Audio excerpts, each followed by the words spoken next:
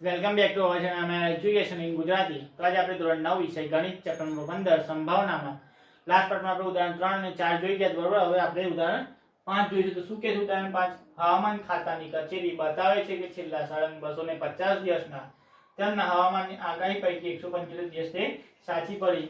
તો જો હવામાન ખાતાની આગાહી શું છે તો તમે ટીવીમાં જોઈ જશો બરોબર. કાલે આટલા વાગે આ ભૂકંપ આવશે બરોબર, કે આવવાની શક્યતા છે, કે કાલે આટલા ઇંચ વરસાદ પડશે. એ બધી શું છે? હવામાન ખાતાની આગાહી છે.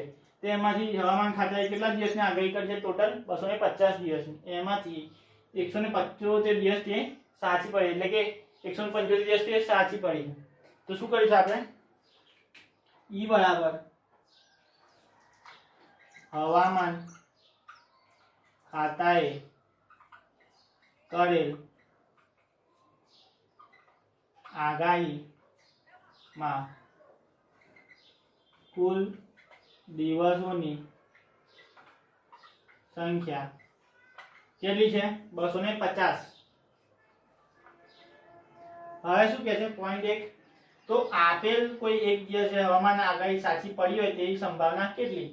એટલે કે ઘટના એ હવામાન ખાતાએ કરેલ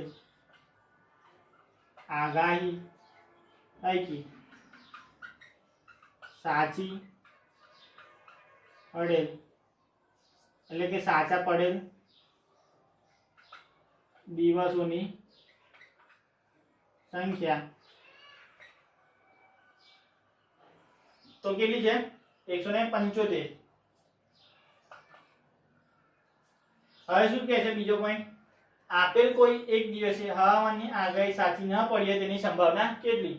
તો જો કોઈ કહેશે કે અહીંયા સાચા પડે દિવસો 175 તો આપી દીધા છે બરોબર, પણ હવે સાચા ન પડે એટલા દિવસો તો આપે જ નથી. તો શું કરીશું આપણે? જો ઘટના બી બરાબર હવામાન ખાતાએ કરેલ આગાહી પૈકી સાચી ન પડેલ દિવસોની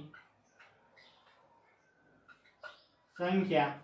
તો જો કુલ દિવસો કેટલા છે? 250 માઇનસ સાચા પડેલ દિવસો કેટલા છે? 175. તો શું વધશે? 75 વધશે. 50 ને 25 75. તો જો હવામાન કરેલ આગાહીમાં સાચી ન પડેલ દિવસોની સંખ્યા કેટલી છે? 75 બરોબર છે. તો બસ એકદમ ઈઝી છે. હવે શું કરીશું આપણે? p ઘટના a એટલે કે p of a is equal to a by e. તો શું થશે? a કેટલા છે? 175 ભાગ્યા e એટલે કે 250. તો જો તમને ખબર છે હજાર શું કરીશું આપણે? બંનેને 4 4 વડે ગુણી નાખીશું. તો 175 ચોક એટલે કે જો 17 ચોક 68 એટલે કે 680 ને 5 ચોક 20 એટલે કે 700 ભાગ્યા 250 ચોક એટલે કે 1000. શું થઈ જશે? શૂન્ય ઉડી જશે, છેદ ઉડતા ઉડી જવાના એટલે 0.7 એટલે કે p of a is equal to 0.7. હવે જો ઘટના b એટલે કે p of b is equal to b by e. તો જો હવે તમને દેખીતું છે 0.7 એટલે કે અહીંયા p ઓફ b કેટલા મળશે? આપણને 0.3 જ મળશે બરોબર.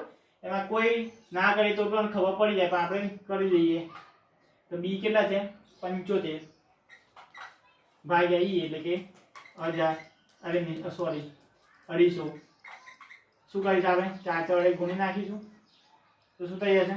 75 ચોક 7 ચોક 28 ને 5 ચોક 20 એટલે કે 300 ને 1000 ઉડી જશે 0 0.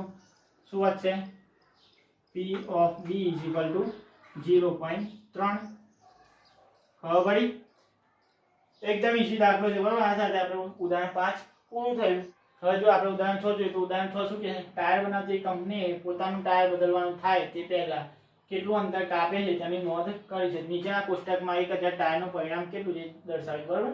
તો શું કહે છે? ટાયર બદલવાનું થાય તે પહેલા કેટલું અંતર કાપે ટાયર એની નોંધ કરેલી છે બરોબર કંપનીએ.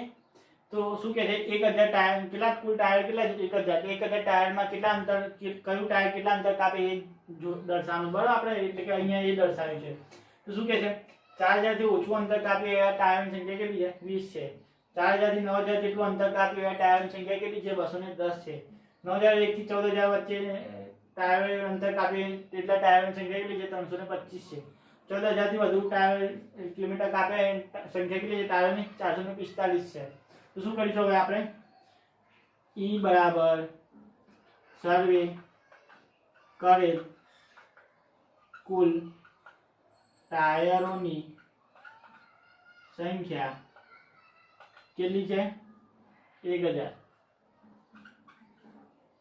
હવે શું કહે છે ઘટના એ એટલે કે પહેલો પોઈન્ટ શું કહે 4000 કિલોમીટર અંતર કાપતા પહેલા ટાયર બદલવાની જરૂર પડી ત્યારે ટાયરની સંખ્યા કેટલી છે તો શું કહીશું આપણે ઘટના એ બરાબર 4000 કિલોમીટર કાપતા પહેલા ટાયર બદલવાની જરૂર પડી હોય તેવા ટાયરોની સંખ્યા કેટલી છે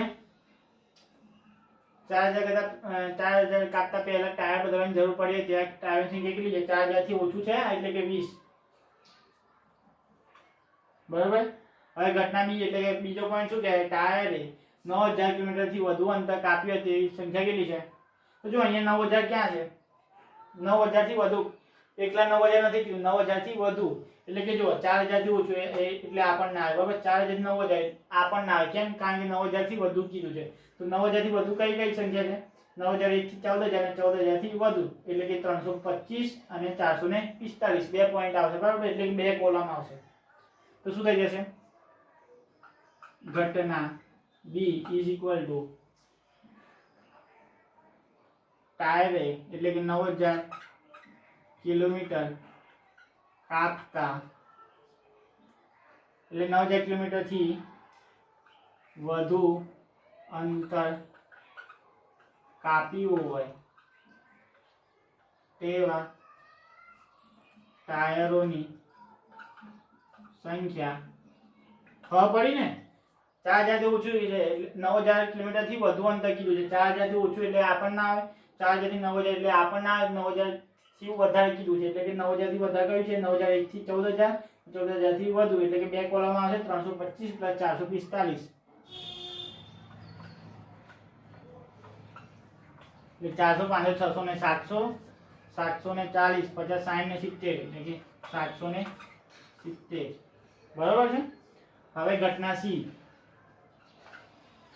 is equal to તો શું કહે ટાયર બદલવાની જરૂર 4000 કિલોમીટર અને 14000 કિલોમીટર અંતર કાપ્યાની વચ્ચે પડી હોય તેવી સંખ્યા કેટલી છે બરાબર તો 4000 કિલોમીટર થી 14000 કિલોમીટર 14000 કિલોમીટર થી વધુ નથી કીધું બરાબર તો શું છે 14000 થી વધુ નહીં આવે બરાબર 4000 થી કે 14000 એટલે કે 4000 થી ઓછું પણ નહીં આવે 14000 થી વધુ પણ નહીં આવે તો શું આવશે 4000 થી 9000 અને 9001 થી 14000 એટલે કે બસ બે કોલમ આવશે 210 + 325 એટલે કે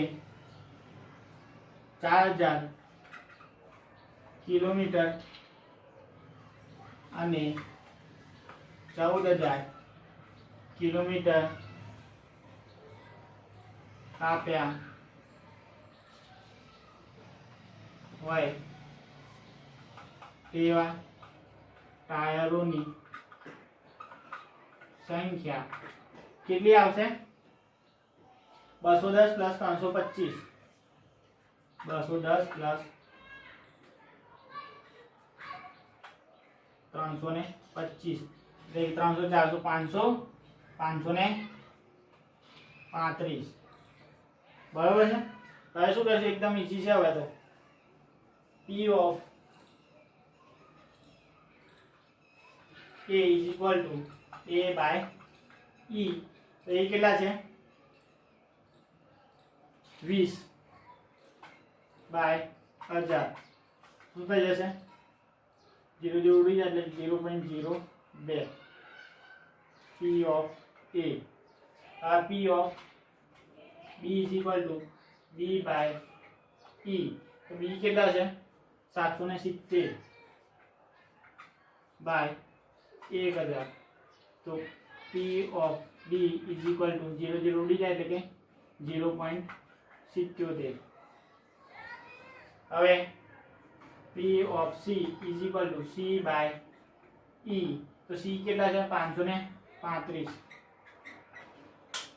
ને ભાગ્યા 1000 શું થઈ જશે P of C is equal to 0.53 બરાબર છે આ આવી ગયો આપણો જવાબ આ સાથે આપણે ઉદાહરણ 6 પૂરું થયું નેક્સ્ટ પાર્ટમાં બીજા ઉદાહરણ જોઈશું કીપ વોચિંગ એમાં education in Gujarati thank you